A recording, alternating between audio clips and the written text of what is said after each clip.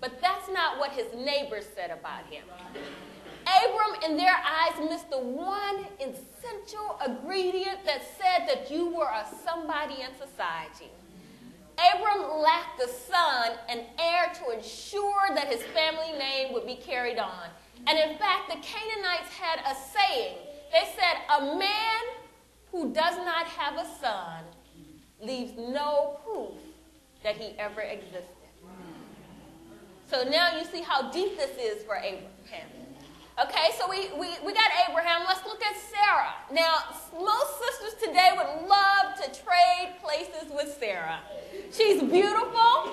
She's wealthy. She has servants to wait on her hand and foot. And she has what every sane sister wants. She has a man with a J-O-B and M-O-N-E-Y.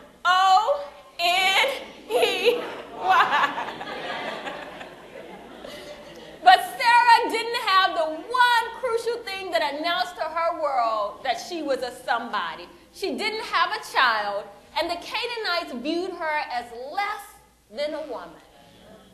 So here we have Abraham and Sarah. They're blessed with so much, but lacking that son that said to their world that they were indeed somebody. And this is how Hagar, our mad black woman, got involved. Sarah, in her desperation to have a child, probably tried every known cure there was. I'm sure she started with prayer and fasting, and then she moved on to the potions and the fertility drugs and the old wives' tales, and finally nothing worked, and she had her own solution to the problem. The Bible says that she blamed God. She said, the Lord restrained me from having children. And her solution was to make Hagar her surrogate. She offered her maid Hagar to Abram as a second wife for the purpose of having children, and Abraham agreed, and Hagar became their ticket to success. But I want you to notice something as this plan was plotted. Notice as this deal was sealed. Notice as this arrangement was made, one person's opinion was not consulted. Hagar was never asked if she wanted to marry old man Abraham. She was never asked if she wanted to be Sarah's baby breeding machine. And in fact, what happened to her could be called sexual exploitation. And it's reason number one why Hagar is a mad black woman.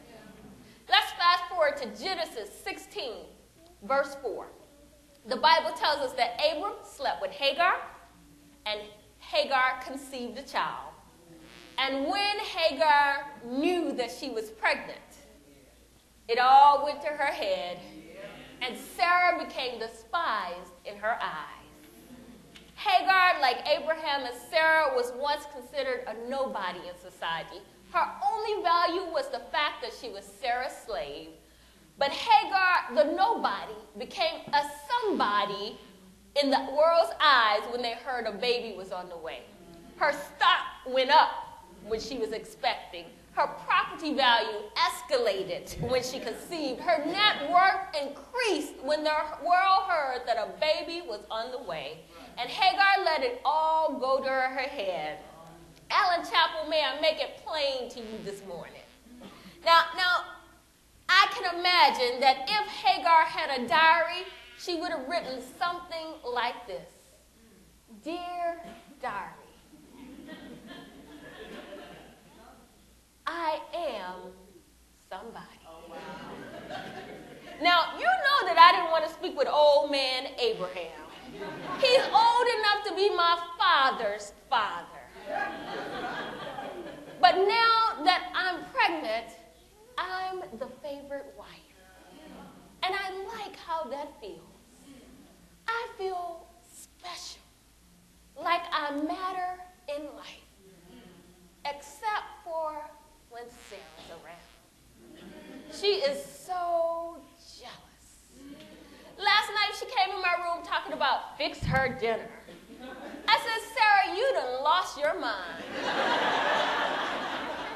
I'm not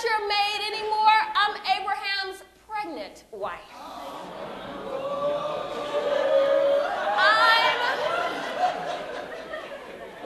I'm your ticket to success. So instead of bossing me around, talking about making your dinner, go make your own dinner. And while you're at it, fix mine too. Hagar let her pregnancy go to her head. The world finally told her that she was somebody, and she rubbed it in Sarah's face. But Sarah didn't appreciate Hagar's haughty attitude. And so she took it above Hagar's head and went and talked to Abraham. And this is what she said. She said, Abram, you are responsible for this wrong that I'm suffering. She says, I placed my servant in your bosom. And now that she knows she's pregnant, I'm despised in her eyes.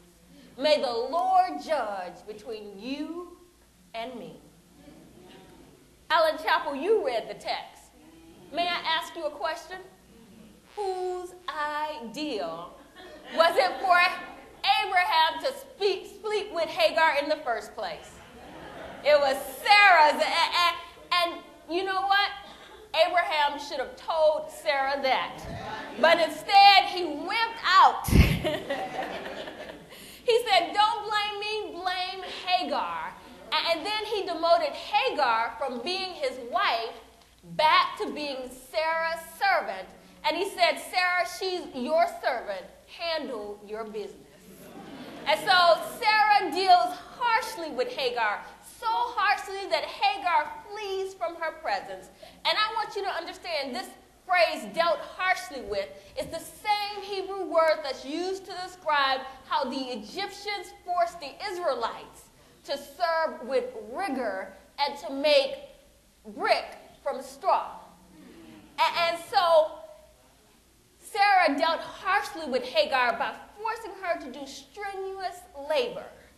Now, is it good for a woman who's pregnant, especially in the early stages, to do hard labor? Why not? What? Miscarriage. She could lose the baby, so now you get it. You see what's going on. Now I know that you all are tuning in to Desperate Housewives, but right here, we got the real housewives of Canaan going on. Sarah, who concocted this plan to have a baby, is so upset now she'd rather there not be a baby. And so she forces Hagar to work hard, and she abuses Hagar so badly that Hagar has to run away to protect herself and to protect her unborn child. Now, can you see why Hagar is a mad black woman?